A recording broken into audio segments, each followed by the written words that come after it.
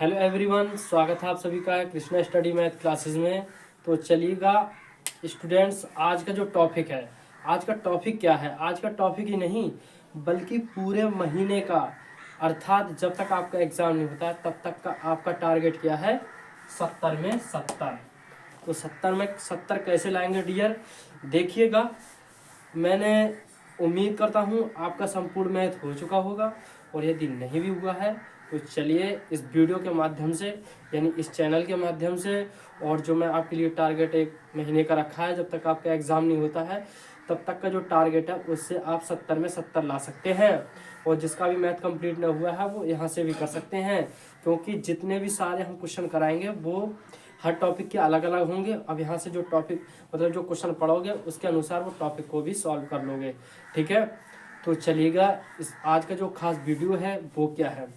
तो आज की जो मैंने प्लान बनाया है, आज का जो न्यू प्लान बनाया है, वो न्यू प्लान में ये बनाया है कि आज से मैं आपके लिए जितने भी अनसॉल्व पेपर में जितने भी क्वेश्चन हैं, यानी जितने भी प्रैक्टिस सेट है, सभी के सभी मैं कराऊंगा, ठीक है। तो आप निश्चिंत रहिए, आपके लिए बस क्या है जो मैं करा रहा हूँ वो मेहनत आपको करनी है, और बाकी जो है इनके आधार पर क्वेश्चनों को भी सॉल्व करना है। और उम्मीद करता हूँ जितने मैं प्रैक्टिस सेट कराऊंगा उन्हीं में से आपके क्वेश्चन आएंगे, ठीक है। और उनमें से नहीं आएंगे उनके आधार पे तो 100% आएंगे। तो धैर्य रखिए, और जितने मैं क्वेश्चन करा रहा हूँ सारे के सारे कॉपी पेन लेकर के बैठिए और इस प्रैक्टिस सेट के लिए सॉल्व करते हैं, ठीक है। तो मैथ से घबराना नहीं है, बस इसका सामना करना है, मुकाबला करना है, तोड़ना है, फोड़ना है। तो ठीक है, कैसे तोड़ेंगे फोड़ेंगे। तो चलिए इसी के साथ पहले क्वेश्चन पर चलते हैं। और ये जो है, ये देखिएगा, ये जो है गणित का प्रैक्टिस सेट ये 1 है, और ये 2022 का, ठीक है। यहाँ लिख देते हैं सेट 1 है 2022 का। तो ये मैं आपके लिए सॉल्व कराने वाला हूँ, ठीक है। तो चलिए सबसे पहले शुरुआत करते हैं प्रश्न नंबर 1 से, क्वेश्चन नंबर 1 से। यहाँ से तुम्हें पता लगेगा, यहाँ से क्योंकि हर प्रकार का एक क्वेश्चन आएगा, तो हर प्रकार का एक क्वेश्चन आएगा, तो यहाँ से आपका क्या है, हर टॉपिक पर आपका ध्यान केंद्रित रहेगा, ठीक है। ये नहीं कि मैंने ट्रिग्नोमेट्री पढ़ ली तो मैंने पूरा मैथ पढ़ लिया, या मैंने मेंसुरेशन पढ़ ली पूरा मैथ पढ़ लिया, तो ऐसा नहीं चलेगा।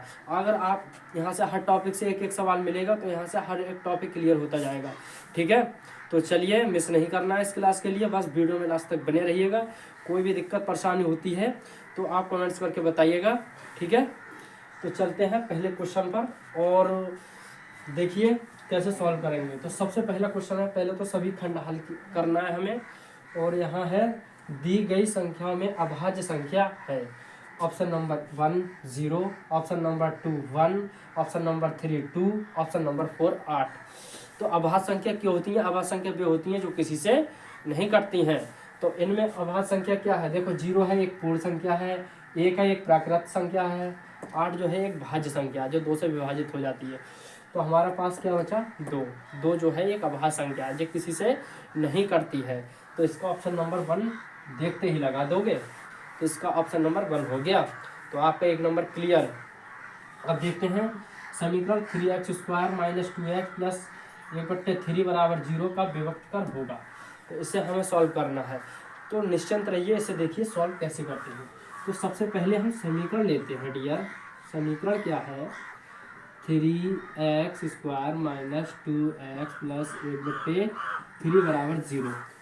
अब देखिए, तुम समझो विभक्त कर से आसान सवाल पूछ ले, नहीं पूछेगा, है ये भी आसान, लेकिन क्या है इसमें बच्चों को, मतलब 100 बच्चे हैं तो इनमें से 20 बच्चे ऐसे होंगे जो इस सवाल के लिए करने में नाकाम रहेंगे।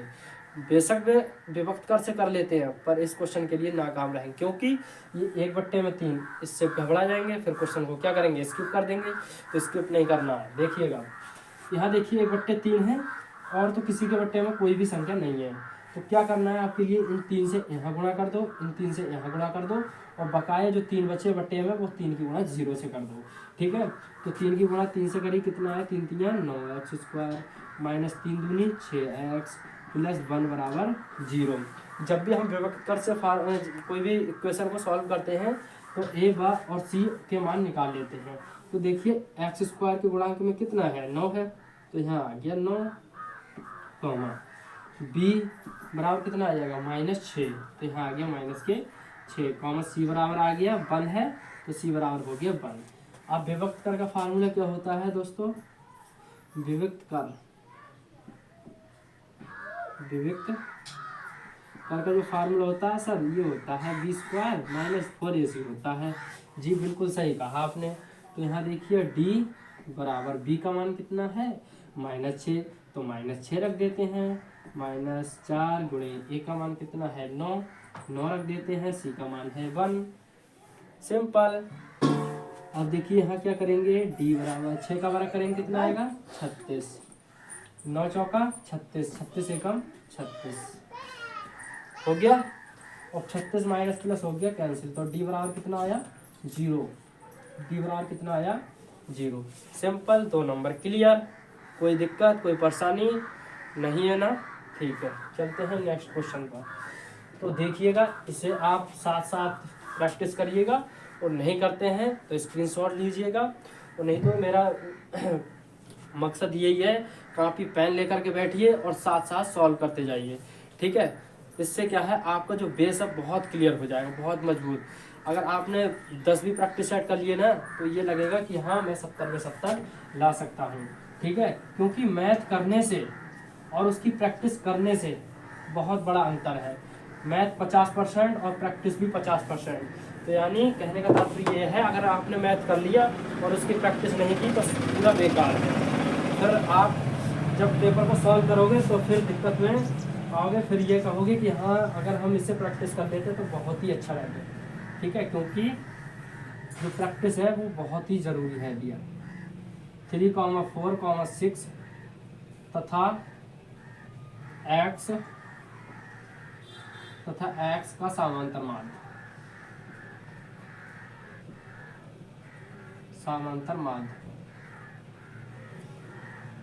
का समांतर माध्य 5 है।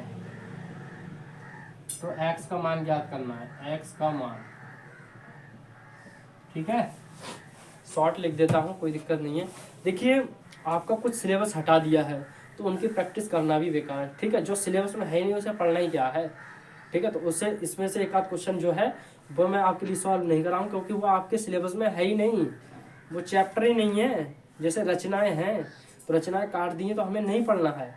ठीक है, तो वो क्वेश्चन करना है जो हमारे सिलेबस में है और उन्हीं क्वेश्चन को हमें सॉल्व करना है। ओके, तो चलिए ये दिया 3,4,6 तथा x का समांतर माध्य 5 है।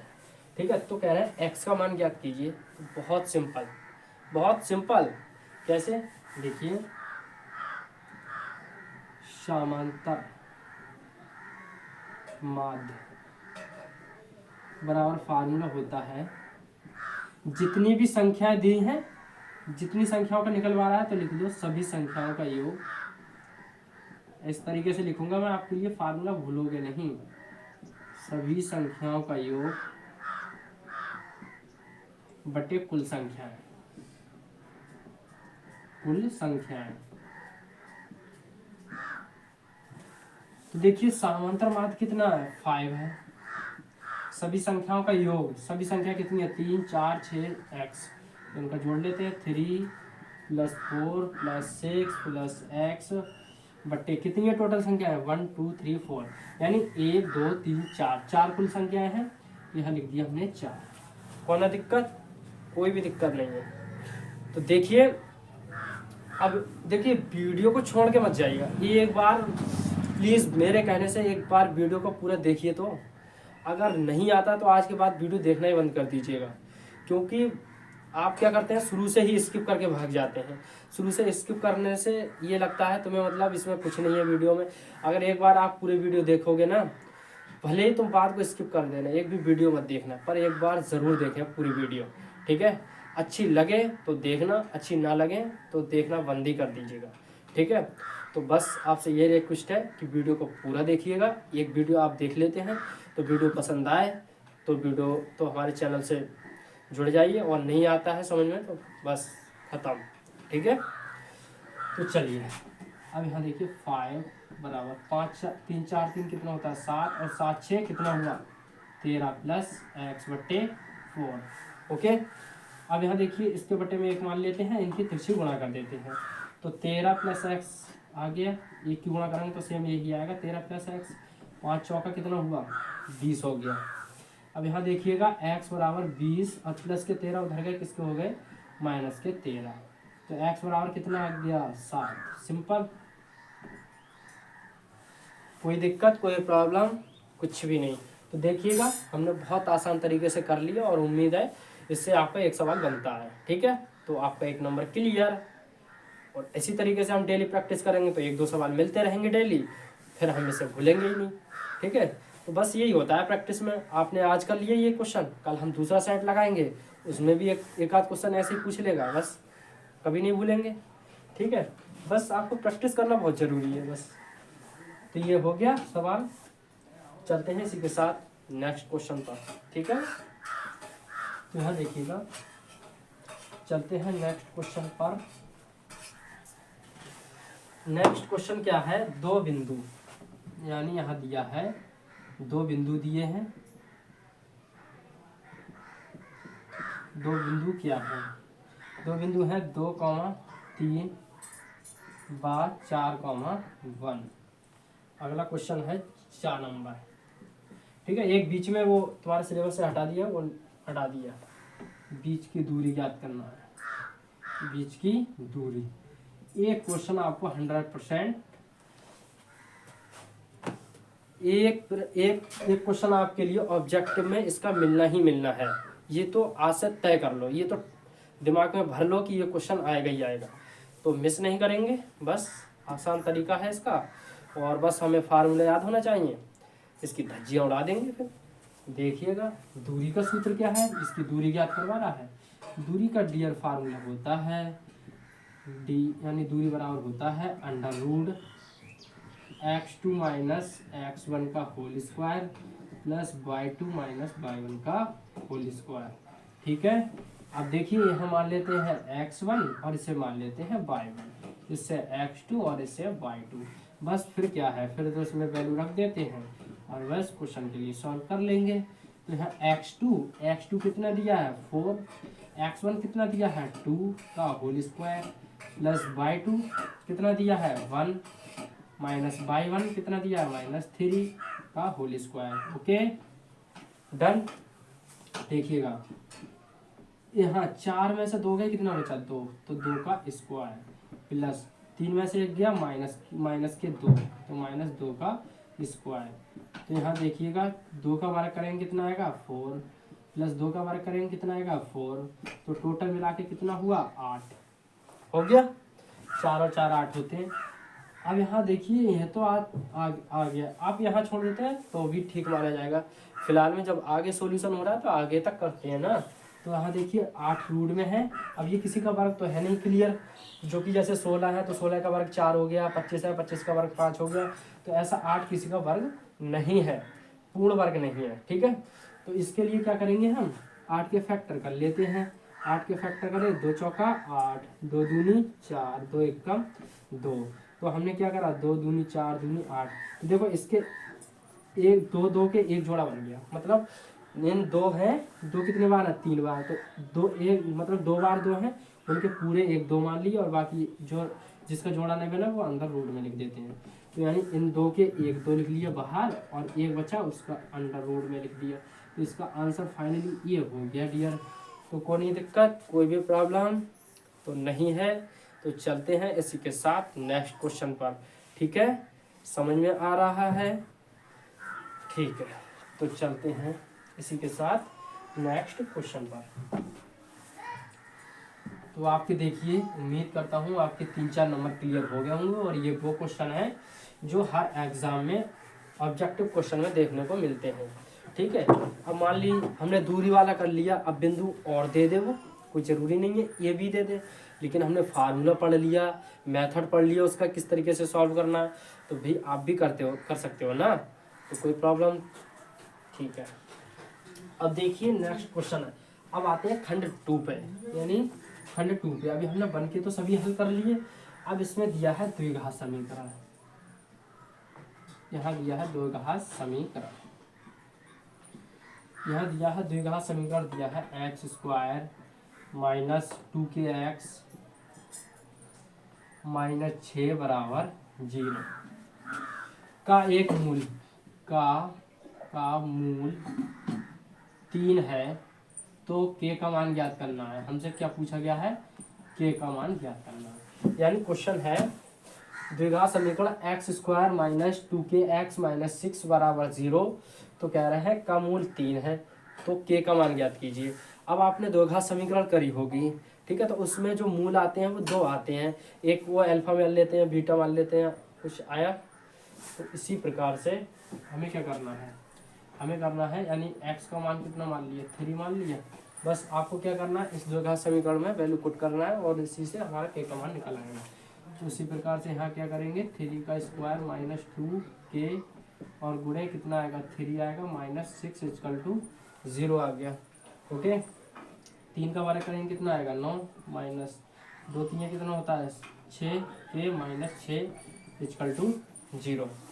अब देखिएगा 9 में से 6 गया कितना बचा, माइनस के 3, कितना बचा, सॉरी प्लस के 3, कितना बचा, प्लस के 3 इक्वल टू 0।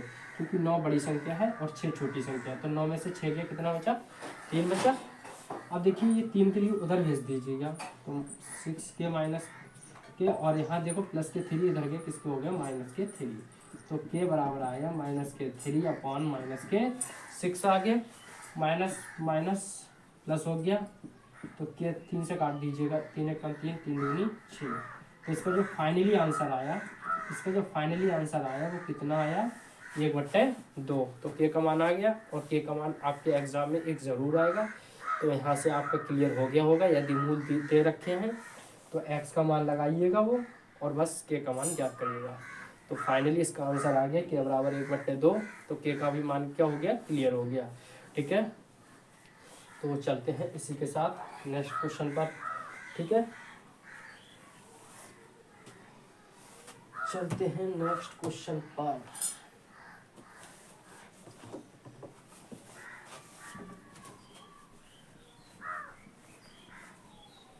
नेक्स्ट क्वेश्चन, अगला क्वेश्चन क्या है, खा नंबर क्वेश्चन है 2 tan 30 degree upon 1 plus tan square 30 degree. हमसे कह रहा है का मान ज्ञात कीजिए।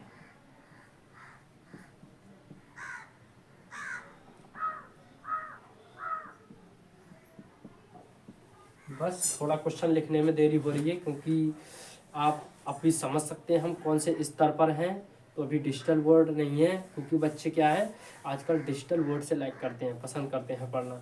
तो कोई नहीं, किसी की परेशानी दिक्कत भी समझिए, अभी हम व्हाइट बोर्ड से ही पढ़ लेते हैं। आप सभी का सपोर्ट रहा तो हम एक दिन हमारे भी अपने भी अच्छे दिन आएंगे आप सभी की वजह से, और आप सभी इस तरीके से सपोर्ट करेंगे तो अपने भी एक दिन डिजिटल बोर्ड पर पढ़ेंगे। ठीक है, पढ़ाएंगे। तो उसी प्रकार से इस पर ध्यान दीजिएगा। अगला क्वेश्चन क्या है, 2 tan 30 upon 1 plus tan square 30 degree. ठीक है, इनके हम क्या करते हैं, वैल्यू रखते हैं और क्वेश्चन के लिए सॉल्व करते हैं। तो इस क्वेश्चन से आपका इस क्वेश्चन आया है जो 2 tan 30 वाला, तो उम्मीद करता हूँ ये हर एक एग्जाम में मिलेगा क्योंकि अभी बहुत बार पूछा गया है तो हो सकता है अभी भी आ जाए। नहीं आएगा तो कौन सी दिक्कत है, कोई हमारा कुछ ले थोड़ा नहीं जाएगा। इसे सॉल्व करते हैं, सॉल्व करने में कौन सी दिक्कत है। तो चलिए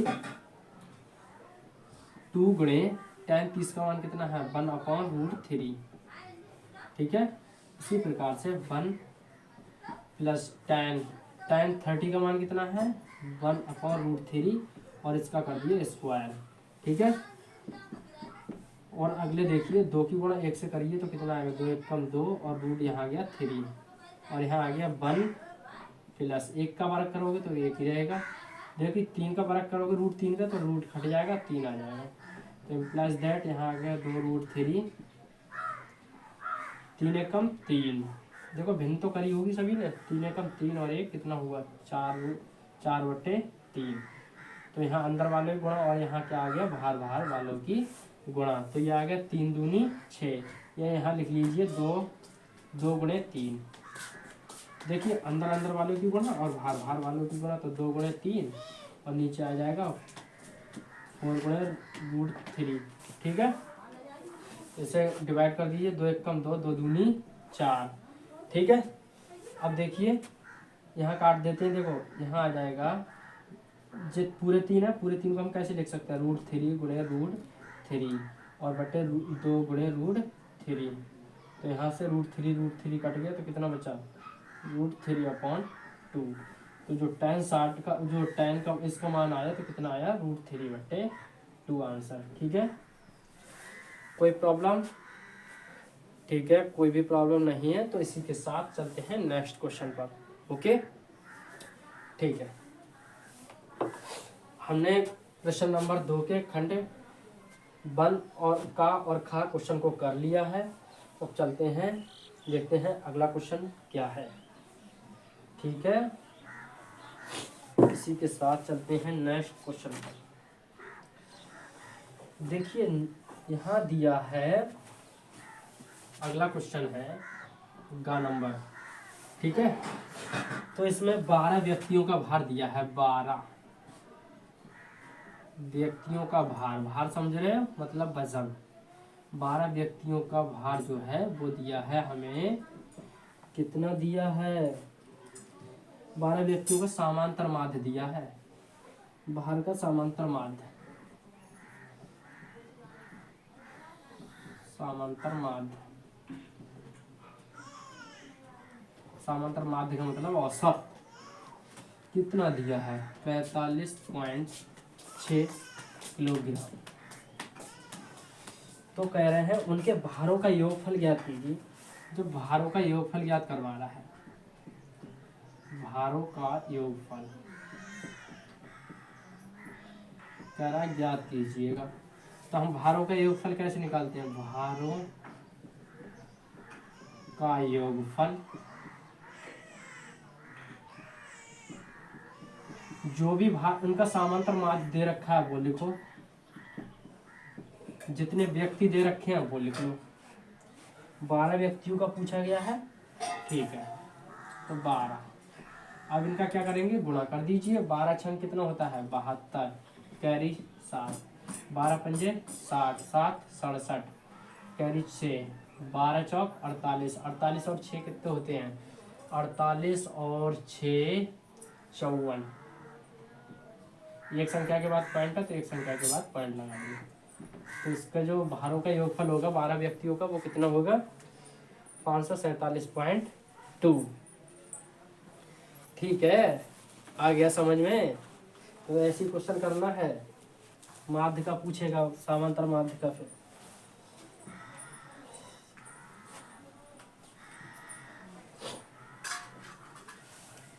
देखिए ये लासा मासा तो सभी कर लेते होंगे, तो इसे समझाने की कोई आवश्यकता नहीं है। इसे आपके लिए होमवर्क से करना है। होमवर्क में क्या दिया है, 96 और 404 का HCF एंड LCM। इससे हमें HCF और LCM दोनों ज्ञात करना है। तो इसका आंसर आपको कमेंट्स बॉक्स में देना है, इसे सॉल्व करना है खुद से, क्योंकि HCF LCM तो आता होगा, और नहीं भी आता है तो कमेंट्स करके बताइएगा, ये भी करा देंगे। बाकी खुद से करने की कोशिश करना, ठीक है। तो चलते हैं, इससे अगला क्वेश्चन करते हैं। इसे आप कॉपी कर लीजिए और फिर इसका आंसर आपको कमेंट्स बॉक्स में बताना है, ठीक है। तो चलते हैं नेक्स्ट क्वेश्चन पर। नेक्स्ट क्वेश्चन दिया है इम्पोर्टेंट, ठीक है, ये कर लिया, ठीक है। देखते हैं अगला क्वेश्चन क्या है। अगला क्वेश्चन कह रहा है खा नंबर, कह रहा है यदि sin 3a बराबर cos a माइनस 26 डिग्री हो, तो कह रहा है 3a एक न्यून कोण है। 3a एक न्यून कोण है। न्यून कोण का मतलब होता है 90 डिग्री से कम, न्यून कोण है। तो कह रहा है a की वैल्यू बताइए क्यों होगी, ठीक है। तो a का मान हमें ज्ञात करना है। ये देखिए बहुत बार पूछा गया है क्वेश्चन, क्योंकि ऐसा उल्टे सीधे क्वेश्चन पूछता है जिससे बालक भ्रमित हो, लेकिन उल्टा सीधा नहीं है, बस आपकी सोचने और समझने की ऊपर है कि ये कैसा क्वेश्चन है। तो ये देखिए बहुत आसान क्वेश्चन है, इसके लिए हम सॉल्व करते हैं। यहाँ दिया है साइन 3a और यहाँ दिया है cos a minus 26 degree. Okay, आपको क्या करना है, साइन 3a को 90 माइनस थीटा में तोड़ लेना है। इस प्रकार से आपने ट्रिग्नोमेट्री का परिचय पढ़ा होगा, ट्रिग्नोमेट्री पढ़ी होगी, चतुर्थांश पढ़े होंगे, तो आप इसके लिए समझ भी सकते हैं। तो हम देखिए साइन जो होता है चतुर्थांश पहले में जा रहे हैं, हम 90 माइनस में करेंगे 3a, तो कॉस ये साइन हो जाएगा कॉस में चेंज, और यहाँ लिखेंगे 90 माइनस 3a बराबर कॉस a माइनस 26 डिग्री। ठीक है ना। अब देखिए कॉस से कॉस हो गया कैंसिल, यहाँ कितना बचा, यहाँ बचा 90 माइनस 3a बचा, और यहाँ बचा a माइनस 26 डिग्री बचा। कोई नहीं दिक्कत, तो यहाँ कोई प्रॉब्लम नहीं, तो माइनस 3a ये को इधर लेके आए, माइनस का हो गया, यहाँ बचा माइनस के 26 डिग्री, और 90 के लिए उधर ले गए, किसके हो गए, माइनस के हो गए। तो माइनस 3a और a कितना हुआ, माइनस के 2a, वो सॉरी 4a, 3 और ये 4a हो गया 4a, और माइनस 26 और माइनस 90 कितना हुआ, माइनस के 116 डिग्री हो गया। कोई प्रॉब्लम नहीं, तो माइनस से माइनस कट गया, तो ये हो गया ये बराबर आ गया 116/4। ठीक है, 4 से विभाजित कर दीजिएगा इसे, 4 एकम 4, 4 दूनी 8, और देखिए 3 बचे 11 में 36 हो गए, 4 9 36, तो एक ही जो वैल्यू आई वो कितनी आई, 29 डिग्री। तो ये एक न्यून कोण है, 90 डिग्री से कम है। तो हमें क्या करना है, इसके लिए हमारा आसान विधि से हमने इसका आंसर सॉल्व कर लिया। कोई भी प्रॉब्लम, इम्पोर्टेंट क्वेश्चन है, उतारिएगा इसे, कॉपी कर लीजिएगा, और इसे करना ना ही भूलिएगा, क्योंकि ऐसे ही क्वेश्चन हमसे ट्रिग्नोमेट्री में पूछेगा। और इसका मतलब ये नहीं है कि यही क्वेश्चन पूछे, क्योंकि हो अभी तो मतलब बहुत सारे मतलब प्रश्नावली हैं, तो एक क्वेश्चन तो 1 नंबर या 2 नंबर में बनता है, ये फिलहाल में 2 नंबर में आया है, और इससे एक लॉन्ग क्वेश्चन भी पूछेगा। तो ये नहीं कि यही आएगा, ये भी आएगा और भी आएंगे। ठीक है, तो क्वेश्चन ट्रिग्नोमेट्री से 2-3 क्वेश्चन पूछेगा। ठीक है, इसे कर लीजिएगा, बाकी चलते हैं नेक्स्ट क्वेश्चन पर। यहाँ देखिएगा सबसे इम्पोर्टेंट क्वेश्चन,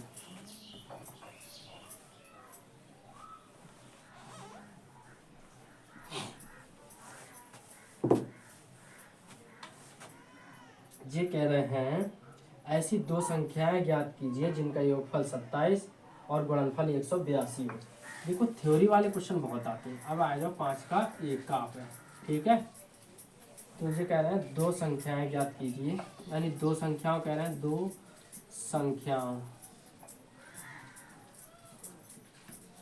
संख्याओं का योगफल कितना है, 182, कितना है, 27 है, और गुणनफल कितना है, मैं शॉर्ट लिख दे रहा हूँ, गुणनफल जो है वो है 182। तो हमें वो संख्या ज्ञात करनी है। यानी देखिए कोई 2 संख्याएं हैं, अब इन्हें हम जोड़ रहे हैं, तो आ रहा है 27, और इनके आपस में गुणा कर रहे हैं तो आ रहा है 182, तो वो कोई संख्याएं तो होंगी, तो हमें वही संख्या ज्ञात करनी है। ठीक है, कोई प्रॉब्लम नहीं, कोई दिक्कत नहीं, बस आप यहाँ देखिएगा, फोकस करिएगा, क्वेश्चन के लिए हवा में उड़ाते हैं। ठीक है, तो चलते हैं, यहाँ मानते हैं, माना पहली संख्या क्या मानोगे, x, क्योंकि x ही हमारा साथ देती है जब कोई ऊट पटांग वाले क्वेश्चन पूछते हैं। तो माना पहली संख्या x तथा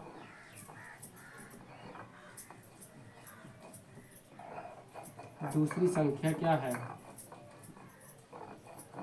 y है।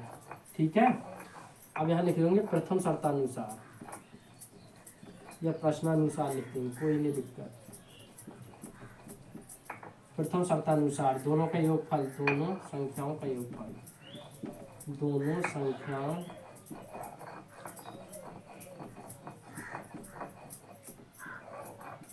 का योगफल कितना है, दोनों संख्याओं का योगफल 27। दोनों संख्याएं क्या है, एक है x सर और एक है y, इन दोनों को जोड़ेंगे तो 27 आएगा। जी बिल्कुल आएगा, ये तो बहुत ही बढ़िया बात है। ये आ गया 27। अब कह रहे हैं द्वितीय शर्तानुसार, द्वितीय शर्तानुसार, द्वितीय शर्तानुसार कह रहे हैं दोनों का गुणनफल, दोनों का गुणनफल, दोनों क्या संख्याएं कितना है 182। तो दोनों संख्याएं क्या है, एक है x और एक है y, दोनों कितना आ रहा है 182। ठीक है, तो यहाँ से समीकरण नंबर क्या बनी 2 बनी। ये थोड़ा लेंथी क्वेश्चन है। अब देखिए ये समीकरण 1 मान ले और इसे 2 मान ले। अब प्रतिस्थापन विधि से कर देते हैं। यहाँ लिख लीजिए समीकरण 1 से, 1 क्या है x प्लस वाई बराबर 27, x बराबर y के लिए उधर भेज दीजिएगा तो 27 प्लस की y उधर जाके किसकी हो गई माइनस की। तो यहाँ से कौन सी समीकरण बनी, समीकरण नंबर 3 बनी। ठीक है, इसके लिए हम समीकरण नंबर 2 में रख देते हैं। ठीक है, ऐसी तो करते थे प्रतिस्थापन विधि में। ये लिखो, यहाँ लिखो x का मान समीकरण 2 में रखने पर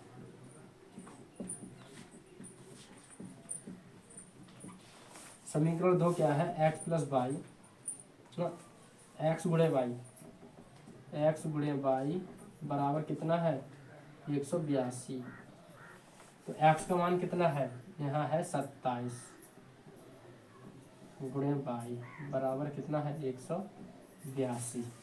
बाई की गुणा अंदर कर देते हैं तो कितना आएगा 27 बाई आ जाएगा और माइनस बाई की बाई से करी तो कितना आएगा बाई स्क्वायर और यहाँ आ गया 182 आ गया। ठीक है, कोई प्रॉब्लम। ठीक है, तो यहाँ देखिए ये माइनस के बाई स्क्वायर लिख लेते हैं, 27 बाई प्लस के तो यहाँ प्लस के 27 बाई लिख लेते हैं और 182 इधर लेके आओ, माइनस के हो गए 182 इक्वल टू 0। माइनस कॉमन ले लेते हैं तो यहाँ क्या बचा बाई स्क्वायर, जब माइनस कॉमन लेंगे तो अंदर का चिन्ह चेंज हो जाएंगे, प्लस का हो गया माइनस और माइनस का हो गया प्लस, ये हो गया 182 बराबर कितना आ गया 0। तो माइनस को उधर भेज दीजिएगा तो by square minus 27 by plus 182 बराबर कितना आ गया 0। ठीक है, अब देखिए, अब ये दो घात समीकरण बन गई। दो घात समीकरण में ऐसे गुणा करो, देखो प्लस है यहाँ, गुणा करने पर तो 182 आए और जोड़ने पर कितना आना चाहिए 27 आना चाहिए। ठीक है, तो ऐसे हम फैक्टर करते हैं। देखिए इजीली मैं बता रहा हूँ आपके लिए, क्योंकि कम टाइम में थोड़ा ज़्यादा ही पढ़ना जरूरी है। तो 182 के जो फैक्टर हैं वो है 13 और 14।